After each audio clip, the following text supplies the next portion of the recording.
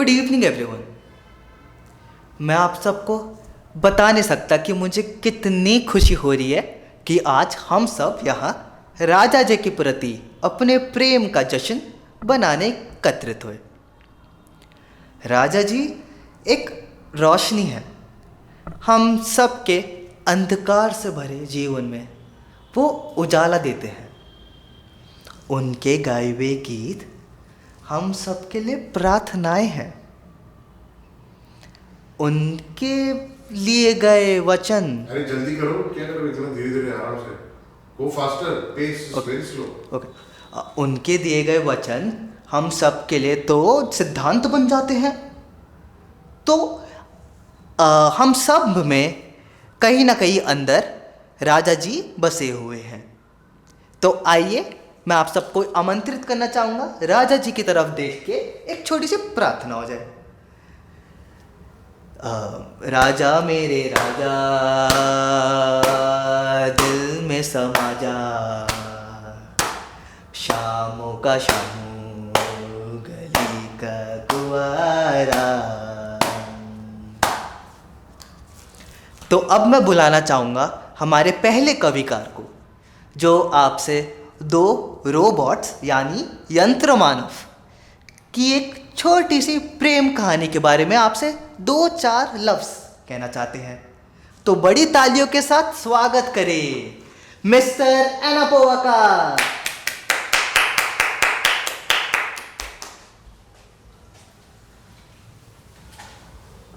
धन्यवाद मुझे आज यहाँ आमंत्रित करने के लिए।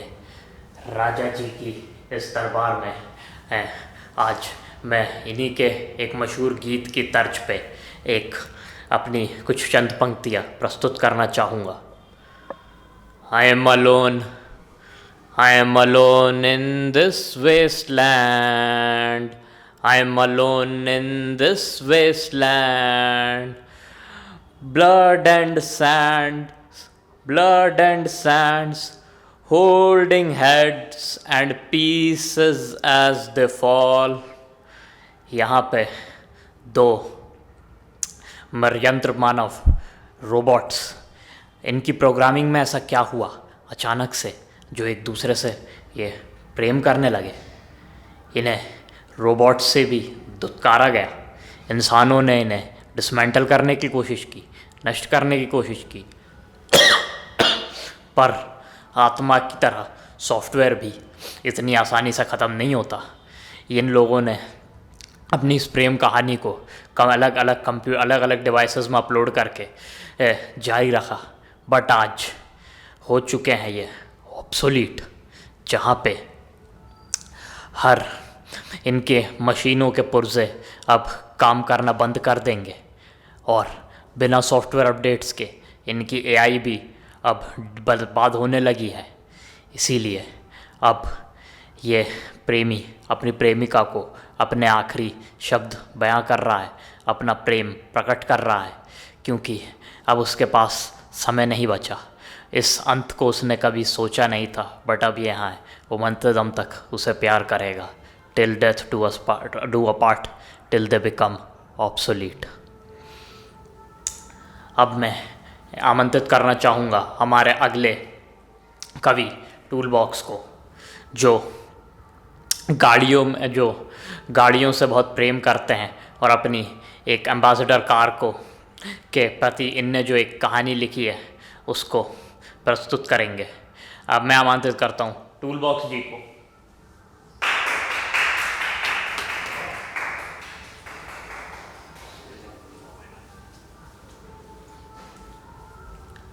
नमस्कार दोस्तों, मेरा नाम टूल बॉक्स है। कुछ मोहब्बतें किताबों में लिखी जाती हैं, कुछ कहानियाँ तकदीर लिख देती हैं, और कुछ प्यार ऐसे भी होते हैं जो सिर्फ इंजन की धड़कनों में जीते हैं। मेरी अलबेला साजन एक गाड़ी नहीं थी, एक एहसास थी, जिसके बोनट पे मैं सिर रख के सो जाता था, जिसकी हेडलाइट्स मेरी जिंदगी का उजाला थी, और जिसके हॉर्न में वो दर्द था जो सिर्फ एक आशिक समझ सकता है, मगर आज वो नहीं है। तो प्रस्तुत है मेरी ये कविता। अलबेला सजन आयो री, अलबेला सजन आयो री, मोरा अति सुख मन पायो री। अलबेला सजन आयो री, मोरा अति मन सुख पायो री। हाँ दोस्तों, बेच दी गई सिफारिशों पे, पैसों के दम पे एक कलेक्टर के शोरूम का एक और शोपीस बन गई। वो जो सड़कों की शान थी आज किसी एयर कंडीशन ग्लास केबिन में खड़ी है, जिसे अब कोई चलाने नहीं देगा, सिर्फ ताड़ेगा, जैसे एक महबूबा को कोई और की हो चुकी हो। खैर, अब मैं बुलाना चाहूंगा पपीता जी को। एक अनजाने मुसाफिर की एक झलक, एक खोई हुई बैग और एक अनजानी कॉफ़ी का स्वाद, ऐसी ही अजीब लेकिन हसीन कहानी लिखती हैं पपीता जी। स्वागत है पपीता जी का।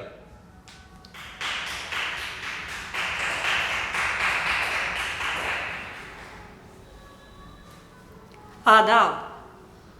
हम लखनऊ से नहीं हैं, पर आप तो हैं, इसलिए आदाब।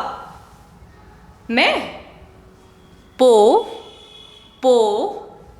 आ नहीं समझे, प पी ता। पर आज की ये शाम सिर्फ और सिर्फ हमारे प्यारे राजा के नाम। राजा की बारात आपकी जोरदार तालियों के साथ, क्योंकि हमारे राजा जी को अंग्रेजी का बहुत शौक है, तो मैंने भी रैपिडेक्स इंग्लिश स्पीकिंग कोर्स किया और मेरी अंग्रेजी में ये कविता लिखी मैंने। राजा जी जब मेरी तरह फटे हाल थे तो उन्हें भी शब्दों का मोल समझ में आया। क्या समझे? वर्ड्स। यही है मेरी आज की कविता। Smile an everlasting smile, smile an everlasting smile. A smile can bring you near to me. Smile an everlasting smile, smile an everlasting smile. A smile can bring you near to me. Don't ever let me find you down. Don't ever let me find you down, 'cause that would bring a tear to me. Smile an everlasting smile. A smile can bring you near to Raja ji. शुक्रिया। अब मैं बुलाना चाहूंगी हमारे अगले कवि श्री श्री झुमरा जी को। वो क्या है ना, वो हमारे राजा जी की तरह नागपुर से हैं। लड़की तो उन्हें मिली नहीं, तो उन्होंने अपनी तन्हाई में बैठ के प्रेम की एक कविता लिख डाली। चलिए बाकी कहानी आप उनसे खुद ही सुनिए। जोरदार तालियों के साथ स्वागत कीजिए झुमरा जी का।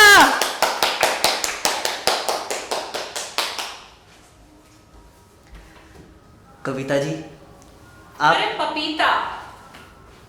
पपीता जी, आपकी अंग्रेजी सुन के समझ तो आई नहीं, लेकिन दिल को बड़ी अच्छी लगी। पान खिला दीजिए। तो मैं आज आप सबसे कुछ बातें करना चाहता हूँ,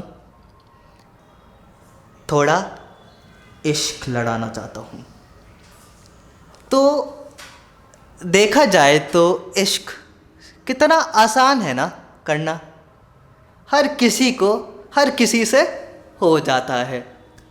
मगर दिक्कतें तो तब आती है जब निभानी पड़ जाए। अरे निभाई क्यों? इश्क पहले पूछा जिंदगी में आने से, कब होगा, कैसे होगा, किसके साथ होगा, ये पता था हमें? पूरी दुनिया ही बिखर जाती है एकदम से। तो बताइए कैसे निभेगा इश्क? थी हमारी एक प्रेमिका बहुत सालों पहले। अब जब इतना समय हो गया है, जब इतना समय हो गया है तो थोड़ी सी याददाश्त कमज़ोर हो जाती है, लेकिन वो प्रेमिका ही है जो मेरी याददाश्त में टिकी हुई है। अब उसी की याद में जाहिर है कि नींद कैसे ही आएगी। हम एक रात बाहर खटिए पे सो रहे थे या सोने की कोशिश कर रहे थे और प्रेमिका मेरी याददाश्तों में बसी हुई थी। आहा हा, बादल आ रहे थे, हवा चल रही थी, तो मैंने सोचा इतने यादगार लम्हे को थोड़ा और यादगार क्यों ना बनाया जाए। तो मैंने इस पे एक दो लफ्ज़ लिख लिए जो आप सुने। ना नींद है ना ख्वाब है, ना नींद है ना ख्वाब है, अजीब सी बात है, यहाँ पे हम वहाँ पे तुम, यहाँ पे हम वहाँ पे तुम, अजीब सी बात है। थैंक यू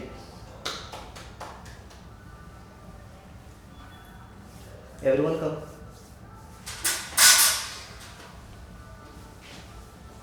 अरे आइए आइए आइए। पर्दे को बुलाया जाए, कर्टन कॉल। आप लोग क्या समझेंगे? चलिए 1 2